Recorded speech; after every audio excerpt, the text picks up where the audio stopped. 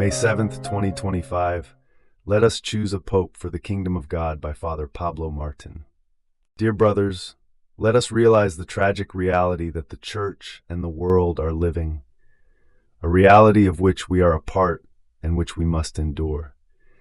The Church and the world are in a moment of extreme danger due to the increasingly grave rejection of God's law.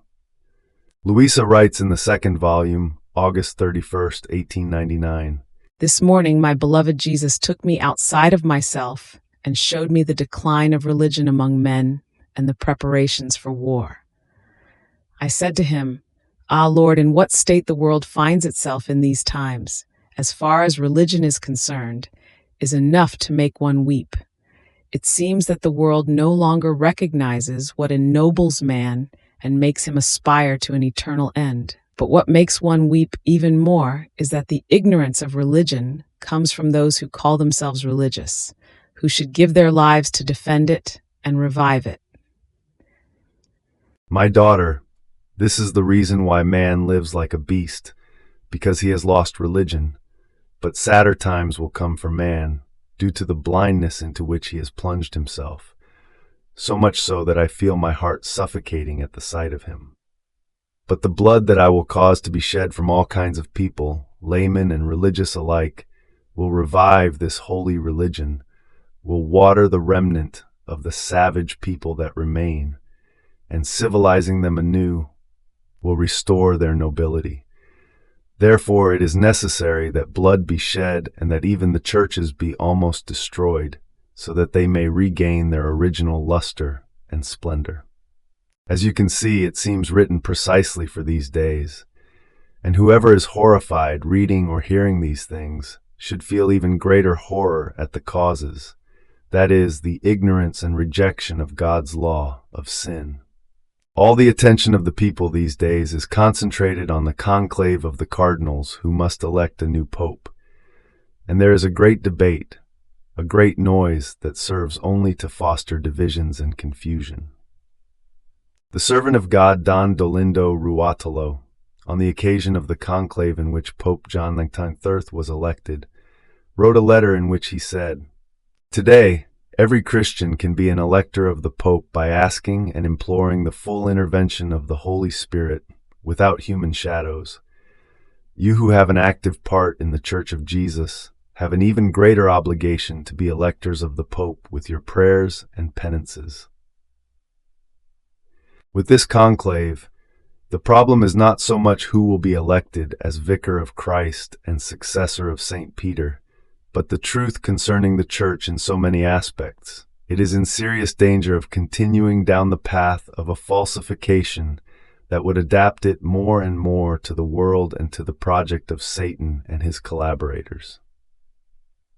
It seems the time has come, as St. Peter says in his first letter, 1 Peter 4:17, when judgment begins with the house of God, the Church, and if it begins with us, what will be the end of those who refuse to believe the gospel of God? When speaking of the Church, as when speaking of a person, almost always its exterior aspect is considered, its human component, while its spiritual and supernatural reality is neglected. The Church is not the Vatican. Just as the Church would have no reason to exist without Christ, so Christ would not exist without his mystical body, which is the Church. Therefore, as St. Joan of Arc said in her trial, Jesus Christ and the Church are one and the same. Because the Church is also his spouse, it is the house of God, the Church of the living God, the pillar and foundation of the truth. 1 Timothy 3:15. It is the family of God. It is the people of God. It is the society established by God. It is the true, unique, and authentic humanity desired by God, who desires all men to be saved and to come to the knowledge of the truth. 1 Timothy 2:4. For which the Church is in Christ, like a sacrament or sign and instrument of intimate union with God and of the unity of all mankind. Vatican II, Lumen Gentium 1. The Church, in its visible structure, is the place and the means by which redemption comes to us, and in its supernatural reality, it is the fruit of redemption, eternal salvation. The Church, in this world, is the preparation for the coming of the kingdom of God, which the church invokes and awaits, and at the same time, it will be the fulfillment of the kingdom of God. The church is therefore a living organism that grows toward its fullness. The Son of God, by incarnating himself, brought the kingdom of God back into the world. He brought it as a small seed of light, sowed it in the most pure soil of his mother, the most holy Virgin, watered it with his blood and with the tears of Mary, fertilized it with the Son of the Holy Spirit at Pentecost, and the church was born as a little plant. At first, it was barely a tiny blade of grass, but it began to grow and produced branches and leaves and flowers, which represent the virtues of the saints, awaiting the time of the fruits, the time when the kingdom of the divine will is to be fulfilled, on earth as it is in heaven. The Lord says this in Volume 15, November 28, 1922. My daughter, my will is the beginning, the means, and the end of every virtue. Without the germ of my will, one cannot speak of true virtue. It is like the seed of a plant. After it has sunk its roots into the ground, the deeper they are, the higher the tree contained in the seed grows. So first there is the seed. This forms the roots. The roots have the strength to release the plant from beneath the earth, and as the roots deepen, so the branches are formed, which grow so high that they form a beautiful crown, which will be the glory of the tree, and producing abundant fruit, it will be the usefulness and the glory of the one who sowed it. This is the image of my church. The germ is my will, in which it was born and grew, but for the tree to grow it needs time, and to bear fruit, some trees need centuries. The more precious the plant, the more time it needs. Such is the tree of my will. Being the most precious, the most noble and divine, the highest, it needed time to grow and make its fruits known. Thus, the church has known the germ, and there is no holiness without it. Then it has known the branches, but always around this tree it has remained. Now it must know the fruits to nourish itself and enjoy them.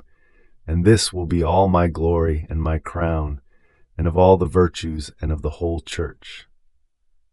Now why are you surprised that instead of manifesting the fruits of my will earlier, I have manifested them to you after so many centuries?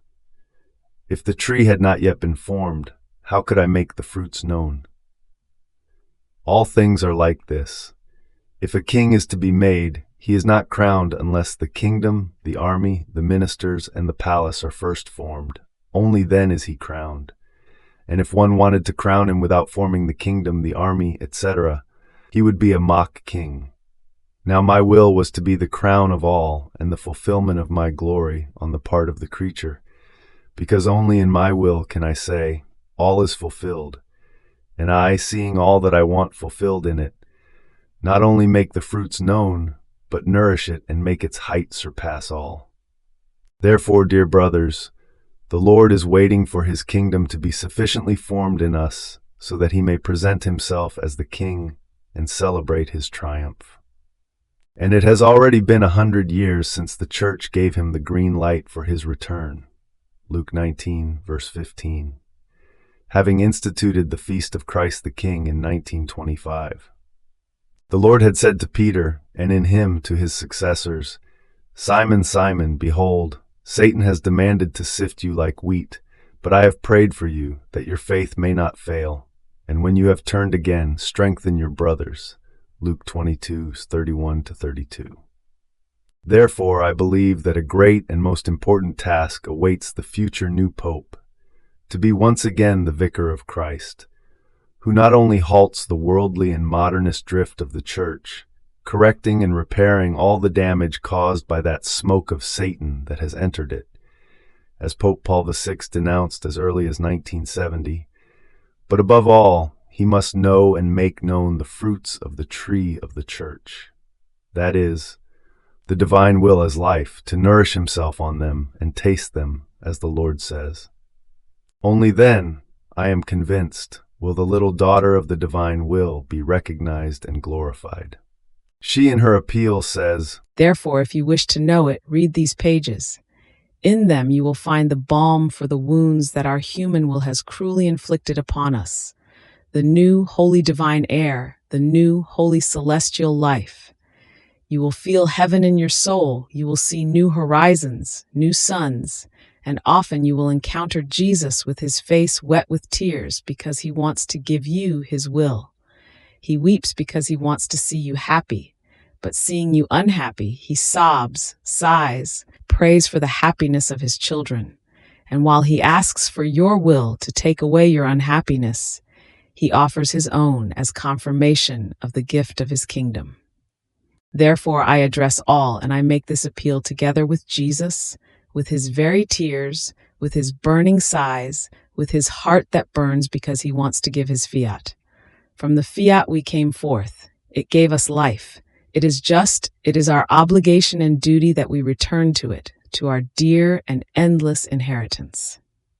And first of all, my appeal is to the supreme hierarch, the Roman pontiff, His Holiness, the representative of the Holy Church, who therefore represents the kingdom of the divine will. At his holy feet, this poor little one places this kingdom, that he may rule it, make it known, and with the authority of his paternal voice, call his children to live in this most holy kingdom. May the Son of the supreme fiat flood it and form the first son of the divine will in his representative on earth.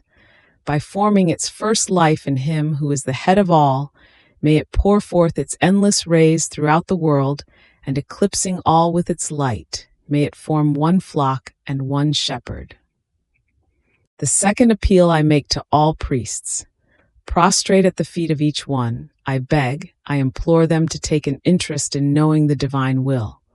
Let your first movement, your first act be taken from it. Rather, enclose yourselves in the fiat, and you will feel how sweet and precious its life is. Take all your activity from it, and you will feel within you a divine strength, a voice that always speaks, that will tell you admirable things you have never heard. You will feel a light that will eclipse all evils, and that eclipsing the people will give you dominion over them. How many efforts you make without fruit, because the life of the divine will is lacking. You have distributed to the people bread without the leaven of the fiat, and so, eating it, they have found it hard, almost indigestible, and not feeling its life in them, they do not yield to your teachings. Therefore, eat this bread of the divine fiat yourselves. Thus, you will have enough bread to give to the people, and thus you will form with all one life and one will. The third appeal I address to all, to the whole world, for you are all brothers, sisters, and my children. Do you know why I call you all? Because I want to give you all the life of the divine will. It is more than the air that all can breathe. It is like the sun from which all can receive the good of light. It is like the beating of the heart that wants to beat in all. And I, as the little child that I am, I sigh that all of you take the life of the fiat. Oh, if you knew how many goods you will receive, you would give your life to make it rain in all of you. The Lord only asks us to say yes to him. He takes care of the rest. We think about our problems, about what we suffer, but who thinks about Jesus' pain for so many things? Through many tribulations we must enter the kingdom of God, the apostles said, Acts 14:22. St. Peter tells us, clothe yourselves, all of you, with humility toward one another, for God opposes the proud but gives grace to the humble. Humble yourselves, therefore, under the mighty hand of God, that in due time he may exalt you, casting all your anxieties on him, because he cares for you. Be sober, be watchful. Your adversary, the devil, prowls around like a roaring lion, seeking someone to devour. Resist him, firm in your faith, knowing that the same experiences of suffering are being accomplished by your brethren throughout the world.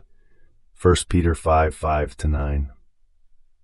Glory be to the Father, and to the Son, and to the Holy Spirit, as it was in the beginning, is now, and ever shall be, world without end. Amen.